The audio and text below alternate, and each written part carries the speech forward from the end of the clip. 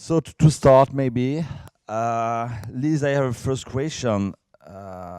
When we have to set the ventilator for a patient, the first thing we have to talk about, we have to think is which mode we have to choose.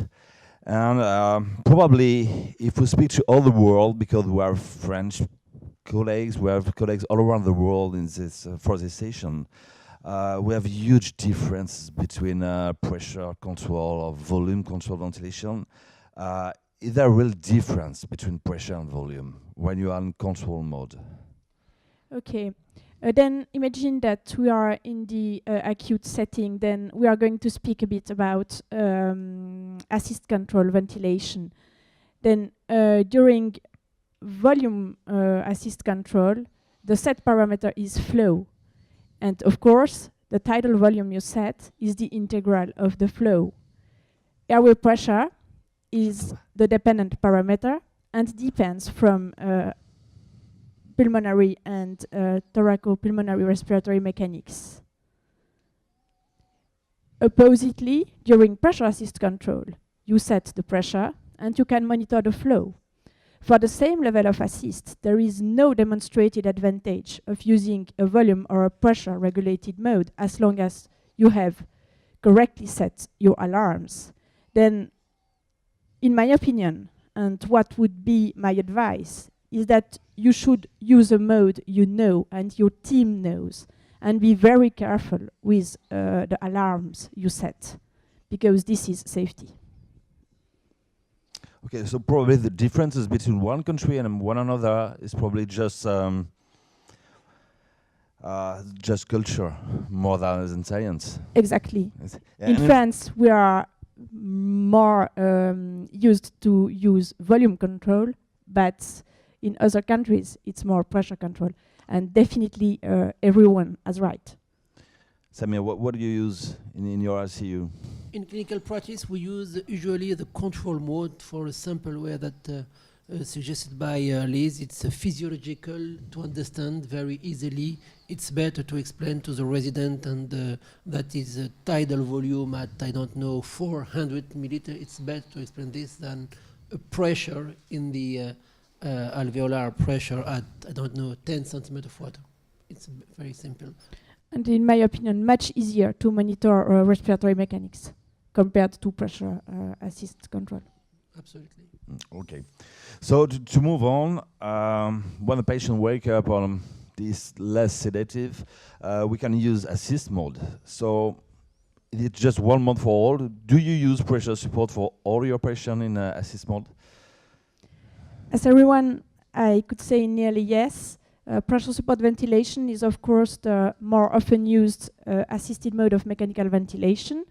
Then, as you know, the ventilator is triggered by the patient. Then, a given amount of assist set by the clinician is delivered to the patient. And the point here is that the amount of pressure delivered is totally independent from what the patient wants and what the patient requires. And this is probably one of the problems with pressure-assisted ventilation. And basically, the aim is patient ventilator synchrony during assisted ventilation. But this is not so easy to have and to really sometimes diagnose patient ventilator asynchrony and to treat patient ventilator asynchrony. Another major problem with pressure assist ventilation is the high risk of delivering too much pressure and to have over assist, and this could lead to diaphragmatic atrophy, for example, which is a big problem for weaning. And another problem is that for patients who have a very high respiratory drive, even with very low level of pressure support, they can have high tidal volumes, which is definitely not the aim. Then for some patients, maybe there are other solutions we are going to speak about a bit later. Okay, very interesting your approach on too much assist patient with high drive. What could be the solution for this patient? Because if you have a high drive, even with small level of pressure support, you can have a huge transpulmonary pressure, and probably it could be harmful for the patient. What can we do at bedside? this is the major problem at the bedside, and probably that it depends from the patient you have in front of you. And for sure, we must be aware to avoid too high pressure support levels, then try always to reduce the pressure support level you deliver. This is relatively easy, but the problem is not that. The problem is the patients who still have high volumes with low amount of pressure, and for them, the answer is not so clear. First, there are patients which have normal lungs and are very near the weaning. Maybe for those patients, we could or we must tolerate a bit too high volumes. But for patients who really have ARDS or very damaged lungs, then my solution would be go back to another mode, and especially to volume control mode. Volume control mode, okay. You're okay, Mathieu? Yes, I agree. Totally. Okay. So you talk about synchronization of patient and ventilator. I have one idea when you talk about synchronization is NAVA. Is it only a physiological tool, really interesting, or can we use it at bedside? This is a very good question. And the answer must first include describing a bit the mode, because it's really a question of some patient who could beneficiate from this mode, I think. Then the basic idea of NAVA is recording the electrical activity of the diaphragm using a nasogastric tube equipped with electrodes, because this electrical activity of the diaphragm is the direct surrogate of the brainstem respiratory center's signal. Then really the expression of what the patient needs, the respiratory drive.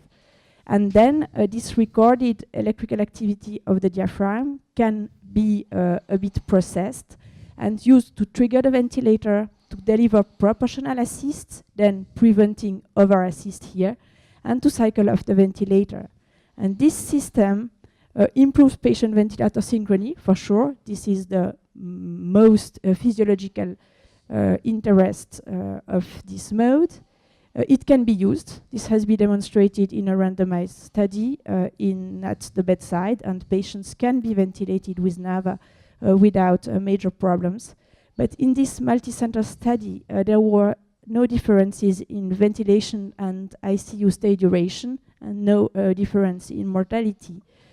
However, this study was performed in a very general ICU population, basically very well ventilated during pressure support ventilation by expert centers and with relatively low level of pressure support level. This means that there were few patient ventilator asynchronies in this population. And I wouldn't say based on that there were no advantages with NAVA. And I personally think that in patients who are very difficult to synchronize with the ventilator, especially very severely obstructive patients and patients from thoracic surgery, for whom it's sometimes difficult to set the expiratory trigger during pressure support ventilation, there can be an advantage using NAVA, and that's what I do in my unit with those very difficult patients. But it's for sure a small number of patients. To my knowledge, in this study from Alexandre Moule, all patients were in a steady state, and probably in an acute patient with high drive or COPD. Do you think that in NAVA, the cycling of the expiratory flask is really better than in pressure support? Probably yes, especially when the patients are very obstructive.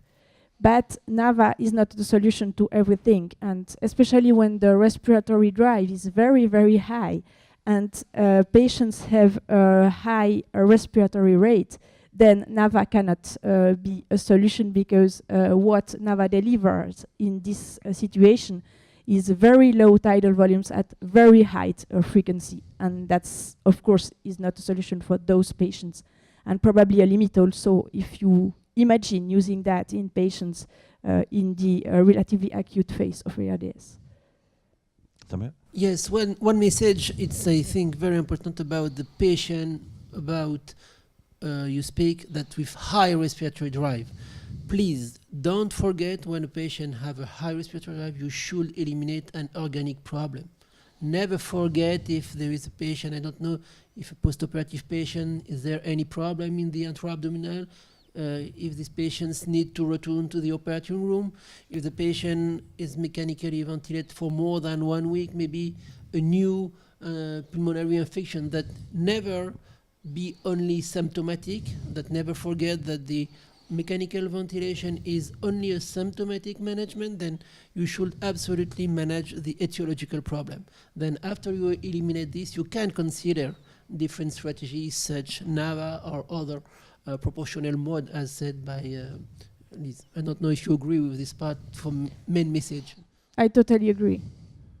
The high drive is probably a surrogate of the state of the patient, of the inflammatory state, I think. And what you say, exactly the problem is that we don't treat only the lung, but the whole patient, and I think we have to take that into account.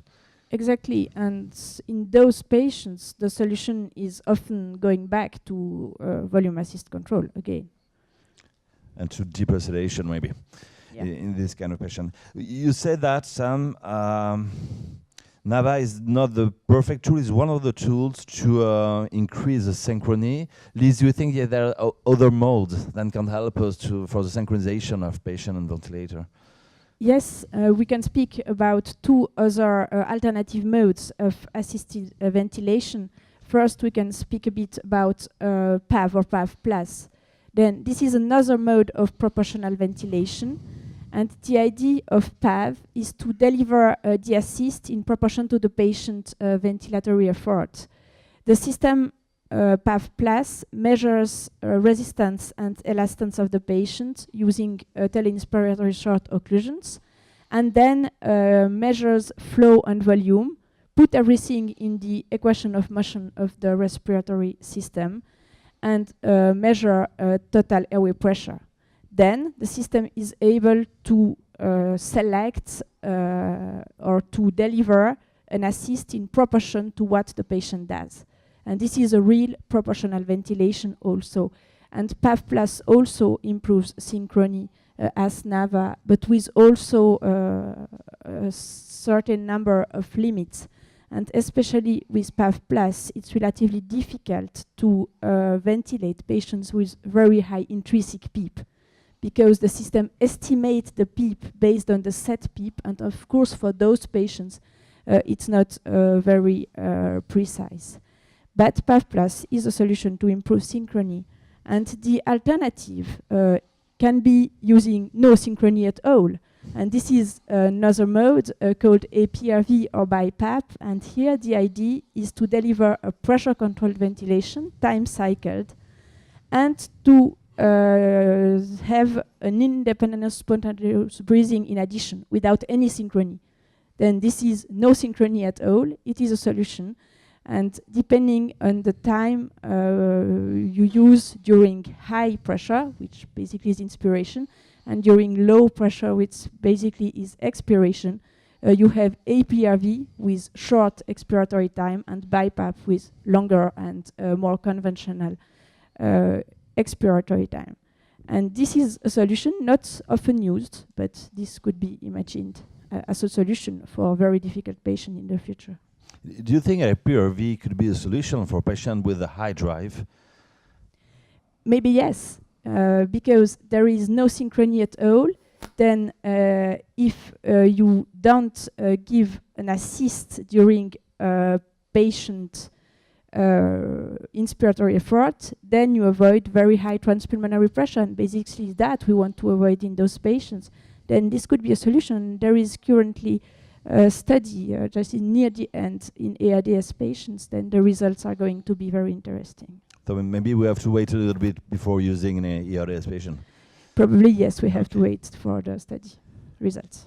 Mathieu, Samir, something to say about Aprv or NAVA or Yes, PAV? Yes, I absolutely agree with what said Lise, and I think the PAV it's probably very attractive. It's very easy to use. You don't need to have a nasogastric tube. That is simple to use.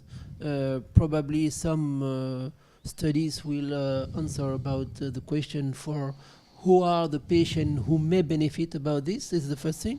Secondly, about the Aprv, we have some recent data coming from Asia, from the China group, and showing that interesting data in the IRDS that should be confirmed. And now there is a large randomized control study managed by Professor Alain Merca, and it will be very interesting that this study just finished, and maybe I think in 2018 we will have some new data about this mode, which is easy to use also, as said by Lise. Okay, thank you. So maybe, Lise, to conclude on the how to choose the good mode, you're the expert. What are you doing in your ICU? And in my ICU, we have politics of using something that is easy and understandable by everyone. And basically, in the acute phase, we mainly use volume assist control. As said, essentially because it's easy to set volume, to avoid volotrauma, relatively easy to monitor the risk of barotrauma, and also a good solution to monitor respiratory mechanics and the evolution of respiratory mechanics at the bedside. Then in the acute phase, volume assist control. And then we use, as I think nearly everyone, pressure support ventilation as soon as possible in nearly all the patients, and in very difficult patients with synchronization major problems, we sometimes use NAVA. Okay, thank you, Lisa. I think it's a good message for everybody.